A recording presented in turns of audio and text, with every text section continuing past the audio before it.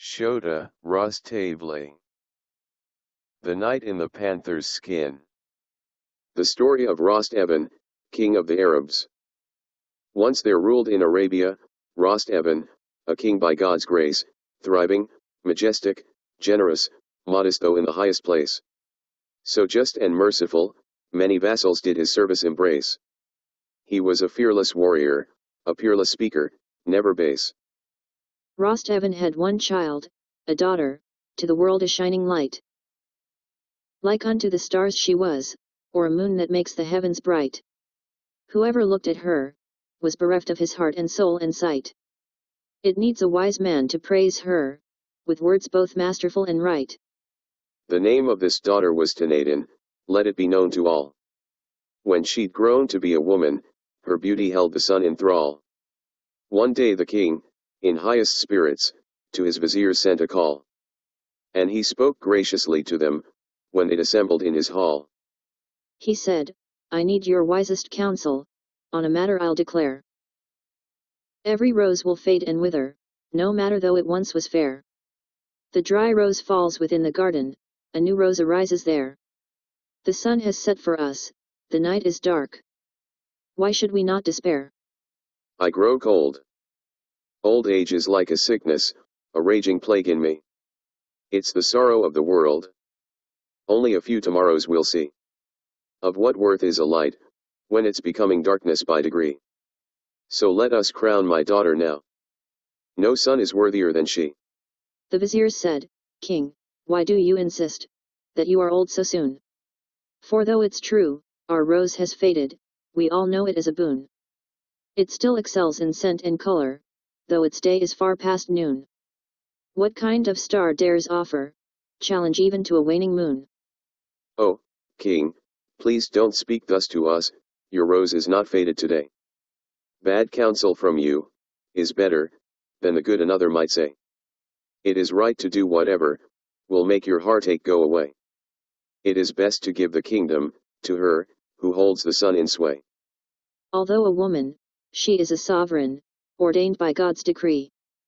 We are not flattering you, but even, in your absence agree. Like her radiance, her deeds, are as bright as the sunshine to see. Lions' whelps are equally lions, though female or male they be.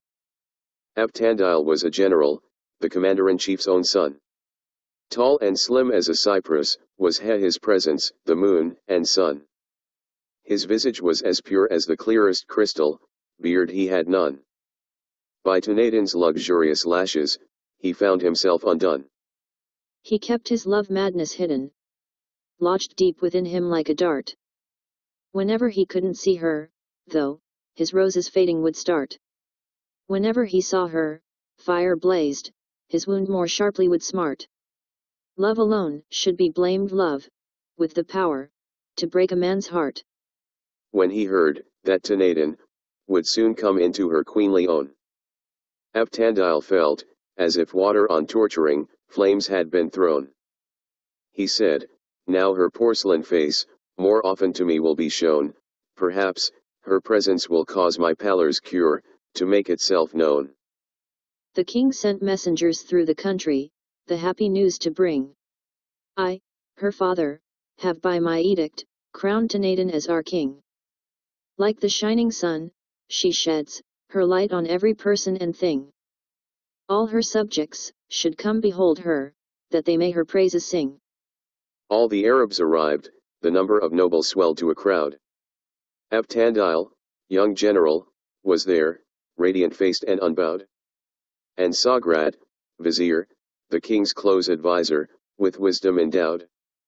When the throne was installed, they said, it is priceless, and they were proud. Tanaden was led in by the joyful king, to where the throne stands. He seated her and set the crown on her head with his own 2 hands. He gave her the scepter, clad her in the robes a ruler demands. The maiden seems to be like the sun, all-seeing, she understands. The king and his reverent retinue stepped back a pace or two. Men from many places blessed Tanaden, their praises were not few. Their strong voices blessed her. Cymbals played sweetly, and the bugle blew. Tears slanted down the queen's raven lashes. She wept, and wept anew. Tanadin feared she was unworthy to sit on her father's throne. With each tear that streaked the rose garden of her cheeks, her doubt was shown. The king said, "Every father's surpassed by his heirs, that much is known. The sight of you has put out the fire that had within me grown." Then he said, "Weep not, my daughter, but hear what I'm about to say.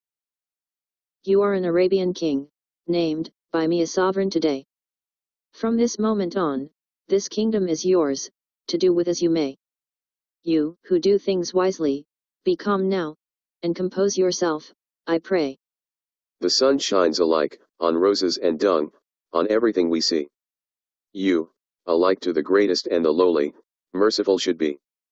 The one, who's getting bound, binds himself, the generous bind the free. The sea's waters flow in and flow out, be generous like the sea. Bounteousness, like Eden's poplars, is planted in kings to use. The generous are obeyed even by those with treacherous views. Whenever food and drink are offered you, accept them, don't refuse. What you give to others, you will keep. Whatever you don't, you'll lose." The maiden listened, her father's wise counsel never sated her. She bent to his words, his teaching never anticipated her. The king drank and sang, pleased by his daughter, and what awaited her? Tanadin made the sun seem flawed, the sun that imitated her. The new queen then summoned her trusty tutor, and was heard to say, "Bring hither to me now all my treasure, as quickly as you may." "Bring me all my sealed up riches, everything which is mine today." They did her bidding, and without measure, she gave her wealth away. With seeming pleasure, she dispersed her treasure, everything she had. Enriching both, the lowborn and the highborn, seemed to make her glad. She said, "I am doing what I was taught, so do not think me mad. Let no one keep back any treasure. This is as my father bade." She ordered them, "Go now, and open up my vaults, full of treasure. You, stable master, lead in all my horses, such is my pleasure." They brought everything she said, and she gave to all without measure. The soldiers were sweeping up riches, like pirates at their leisure. All her wealth, like booty from the Turks, they took as they were able. They took her pampered Arab stallion, a steed worthy of fable. Gifts, whirled down like a snowstorm, falling from the sky to the table. None left empty-handed, not serving maids, nor lads from the stable. One day passed, and still, the whining and dining, in no way decreased. The great gathering of merry-making troops, continued the feast. The king hung his head, and seemed unhappy, to say the very least. People asked each other what ailed him, and their worrying increased. At the head of one table sat Avtandile, with his face so bright. Leader of men, swift as a tiger or lion, known for his might. While Sagrat, the worthy vizier, sat proudly at Avtandile's right. Both wondered aloud, what ails the king? Why is he so pale tonight? He must be in a bad mood, to find no joy in this evening's sport. Nothing bad has happened. He's received no calamitous report. Avtandile said. Let's ask if he's mad at us, or someone at court. Approaching him with banter, might bring his unhappiness up short. So Sagrat and slender Avtandile filled their glasses to the brim, and walked with slow and easy gait, to where the king sat looking grim, and obediently knelt, with smiling faces, in front of him. The wise vizier, in good spirits, spoke lightly, as if on a whim. The reason you look so unhappy, king, is one we guess or know. To see all your treasure squandered, must have been a terrible blow. Your open-handed daughter has let all your vast possessions go. She should not be sovereign. Why did you bring upon yourself such woe? The king looked at the vizier with a broad smile, when he heard this speech. He was astonished. How had the vizier dared to so overreach? You speak honestly, the king said. I don't consider it a breach. Though if you think me avaricious, you don't know whereof you preach. What has hurt me, Vizier, is not the loss of everything I own, but knowing I am old, and all the days of my youth have been sown. And yet there is no man, in this whole kingdom, that is to me known, who has learned from me manly arts, and thus to my level has grown. I've tenderly nurtured my daughter, and watched proudly as she grew. But God hasn't given me a son, who could do the things I do. There's none to rival me in archery, that's the thing I most rue. Only Avtandile is like me at all, because I taught him true. Thus spoke the king, and the noble lad listened calmly all the while. He bent his head respectfully, as was his customary style. But he seemed to light up the plains, with the shining white of his smile. The king asked, "Why do you smile? Have I shamed you, or put you on trial?" Why do you smile? He asked again. Be so kind as to let me know. The youth said, I'll speak. But do not let my word seeds of anger sow. Be not offended by what I say, nor let your wrathfulness show. Don't consider me as insolent, or punish me as a foe. Said the king, I'll try not to get angry at your honest reply. I swear on my Tanadan's life, you have no reason to be shy. Avtandile said, calm words are convincing, all boasting I decry. You shouldn't boast of your archery skills, and now I'll tell you why. I'm earth under your feet, but as an archer, you to me must yield.